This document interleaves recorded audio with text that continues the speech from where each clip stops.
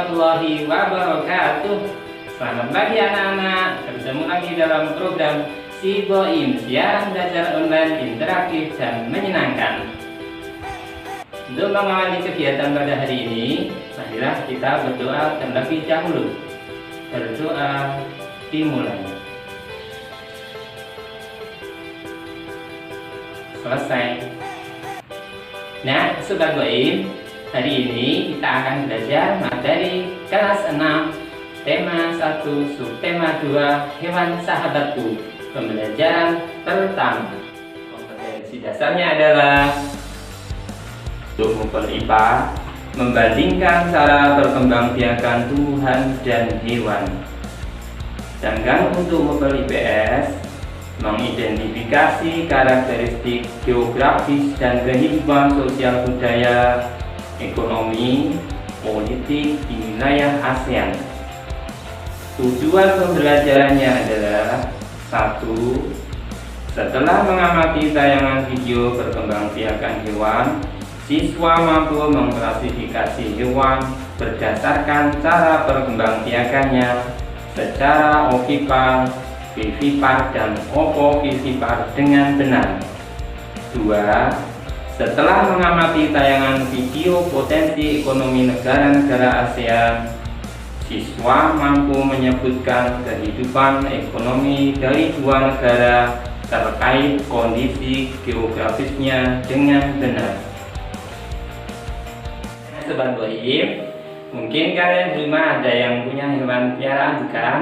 Misalnya ayam, itik, kucing, atau kura-kura. Nah, hewan-hewan piaraan tersebut mungkin ada yang bertelur, kemudian beranak. Itu merupakan salah satu cara hewan untuk berkembang biak.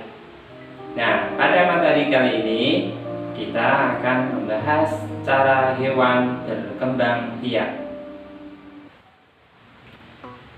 Sama halnya dengan tumbuhan, perkembangbiakan hewan dibedakan menjadi dua macam, yaitu secara vegetatif dan generatif.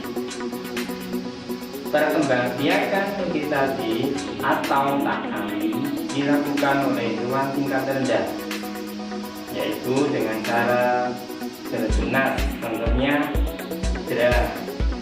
Kemudian kedua, dengan cara membelah diri, contohnya amuba. Kemudian yang ketiga bisa dengan fragmentasi, contohnya cacing pita. Sedangkan perkembangbiakan generatif dilakukan dengan cara menentukan sel kelamin jantan dan sel kelamin betina yang akan menghasilkan individu baru. Perkembangbiakan generatif dikelompokkan menjadi 3, yaitu yang pertama vivipar, yang kedua ovipar, yang ketiga opovivipar. Vivipar adalah hewan yang berkembang biak dengan cara melahirkan atau beranak. Pada umumnya, perkembangbiakan jenis ini banyak terjadi pada hewan jenis mamalia atau menyusui. Contoh hewan vivipar ialah sapi, kucing, kuda, dan harimau. Perkembangbiakan hewan yang berikutnya adalah ovipar. Ovipar merupakan jenis hewan yang berkembang biak dengan cara bertelur. Ovipar berasal dari kata ovum atau telur. Sel telur dari hewan betina dibuahi oleh sperma yang dihasilkan hewan jantan. Pembuahan hewan ovipar dapat terjadi di dalam tubuh dan pembuahan di luar tubuh atau eksternal. Hewan yang berkembang biak dengan cara bertelur atau ovipar adalah ayam, burung, ikan, dan serangga. Perkembangbiakan hewan yang berikutnya adalah ovovivipar. Ovovivipar adalah hewan yang berkembang biak dengan cara bertelur dan beranak. Embrionya berkembang dalam telur, tetapi telur itu berada di dalam tubuh induknya. Setelah telur itu menetas, baru induk melahirkan spesies baru yang sejenis. Contoh hewan yang berkembang biak dengan cara ovovivipar yaitu ikan hiu, ikan pari, buaya, kaca, dan kuda laut. Nah, Sobat Goib, dari berbagai hewan yang kita bahas perkembangbiakannya, ada hewan yang merupakan julukan dari salah satu negara yang ada di kawasan ASEAN. Sobat Goib, ada yang tahu? Iya, gajah putih, ya, yang merupakan julukan dari negara, iya, Thailand. Pada materi pembelajaran hari ini kita akan membahas potensi ekonomi di negara-negara di kawasan ASEAN. Negara yang pertama adalah Thailand. Thailand sering disebut sebagai lumbung padi di Asia Tenggara. Padi memang merupakan hasil pertanian terbesar dari negara ini. Selain itu, perkebunan, kehutanan, pertambangan, dan industri juga merupakan kegiatan ekonomi penduduk Thailand. Saat ini, penghasilan utama Thailand adalah sektor pariwisata. Keunikan bangunan budaya di Thailand menjadi daya tarik tersendiri bagi para wisatawan mancanegara. Negara berikutnya adalah Brunei Darussalam. Negara ini terkenal dengan kekuatan sumber daya alam berupa minyak bumi dan gas alam. Brunei menjadi negara di Asia Tenggara yang memiliki pendapatan per kapita tertinggi karena gas alamnya. Negara berikutnya adalah Filipina. Filipina adalah sebuah negara kepulauan yang mata pencaharian sebagian besar penduduknya adalah di bidang pertanian. Filipina berhasil menjadi salah satu negara di dunia yang dapat membangun dan mengembangkan pertaniannya dengan baik. Beberapa produk unggulan hasil pertaniannya diekspor ke berbagai negara seperti nanas, padi, kelapa, dan gula. Hasil pertanian ini juga yang menunjang perkembangan ekonomi negara ini. Negara berikutnya adalah Indonesia. Nah, ini negara kita sendiri. Sebagai negara kepulauan terbesar di kawasan ini, Indonesia memiliki ragam sumber daya alam yang sangat kaya. Banyak hal yang dapat dikembangkan untuk memperkuat perkembangan ekonomi Indonesia. Saat ini, Indonesia mengekspor minyak dan gas bumi, tekstil, dan produk-produk dari kayu. Pertambangan menjadi salah satu pintu masuk para pengusaha mancanegara ke Indonesia. Keindahan alam Indonesia pun merupakan daya tarik yang menjadi sumber devisa negara dari sektor pariwisata. Negara yang berikutnya adalah Kamboja. Di Kamboja mengalir Sungai Mekong.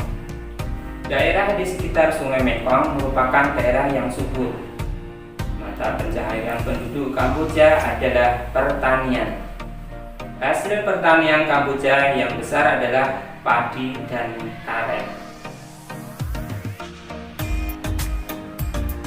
Negara berikutnya adalah Laos. Laos bertetangga dengan Kamboja. Negara ini dilewati oleh aliran Sungai Mekong. Kegiatan pertanian banyak dilakukan di sepanjang aliran sungai ini. Sebagian besar hasil pertanian dinikmati oleh masyarakat Laos. Selanjutnya adalah Malaysia. Kegiatan ekonomi utama penduduk Malaysia adalah di bidang pertanian, pertambangan, dan perindustrian. Perdagangan internasional merupakan salah satu kegiatan ekonomi Malaysia yang mengalami pertumbuhan tercepat. Peralatan elektronik, minyak, dan gas bumi diekspor ke negara lain. Produk dari kayu, minyak sawit, karet, tekstil, sepatu, dan bahan-bahan kimia diperdagangkan di dunia internasional. Negara yang selanjutnya adalah Myanmar. Mata pencaharian utama penduduk Myanmar adalah pertanian, perkebunan, dan pertambangan. Padi merupakan hasil utama dari pertanian di sana. Myanmar merupakan salah satu negara penghasil padi terbesar kedua di Asia Tenggara. Negara selanjutnya adalah Singapura. Singapura merupakan negara paling maju di kawasan ASEAN. Letak Singapura sangat strategis. Saat ini, Singapura menjadi negara transit teramai di Asia. Singapura juga memiliki pelabuhan strategis yang menjadikannya lebih kompetitif daripada negara tetangganya.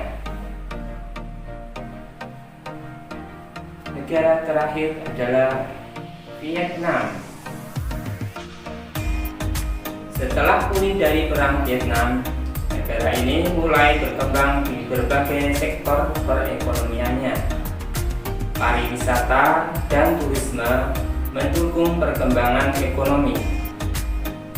Bidang pendukung lainnya seperti usaha jasa di bidang perhotelan, restoran, serta transportasi juga turut berkembang pesat.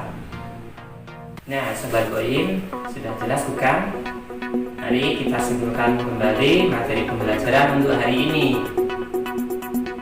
1. Perkembangbiakan hewan secara generatif dikelompokkan menjadi 3. Yang pertama, secara ovipa, yaitu hewan yang berkembang biak dengan bertelur. Contohnya ayam, itik, dan angsa. Yang kedua, invivipar, yaitu hewan yang berkembang biak dengan cara melahirkan. Contohnya sapi, kerbau, dan kambing. Yang ketiga, ovovivipar, yaitu hewan yang berkembang biak dengan cara bertelur dan melahirkan. Contohnya ada kadal, buaya, dan udara. Kesimpulan 2, potensi ekonomi negara-negara di kawasan ASEAN. 1. Negara Thailand memiliki potensi ekonomi dalam bidang pertanian berupa padi serta sektor pariwisata. 2. Brunei Darussalam merupakan negara penghasil minyak bumi dan gas alam. 3. Filipina, negara yang berhasil mengembangkan hasil pertaniannya dengan baik sehingga mampu mengekspor hasil pertanian berupa nanas, padi, kelapa, dan gula. 4. Negara kita sendiri yaitu Indonesia, mampu mengekspor minyak dan gas bumi, tekstil, dan produk-produk lain dari kayu, serta mampu mengembangkan sektor pariwisata. 5. Kamboja merupakan negara yang berhasil mengembangkan pertanian di sepanjang aliran Sungai Mekong Hasil pertanian Kamboja yang terbesar adalah padi dan karet. 6. Laos. Sama seperti Kamboja, kegiatan pertanian banyak dilakukan di sepanjang aliran Sungai Mekong. 7. Malaysia. Kegiatan ekonomi utama penduduk Malaysia adalah di bidang pertanian, pertambangan, dan perindustrian. 8. Myanmar. Mata pencaharian utama penduduk Myanmar adalah pertanian, perkebunan, dan pertambangan. 9. Singapura. Negara ini merupakan negara transit teramai di Asia. Singapura juga memiliki pelabuhan strategis. 10. Vietnam. Negara yang mampu mengembangkan pariwisata dan turisme yang turut mendukung perkembangan ekonomi negara ini. Nah, Sobat Boim, itu tadi keseluruhan materi pembelajaran untuk hari ini ya. Kemudian untuk tugasnya nanti kalian kirimkan lewat grup WA. Tugasnya adalah 1. Menuliskan masing-masing 5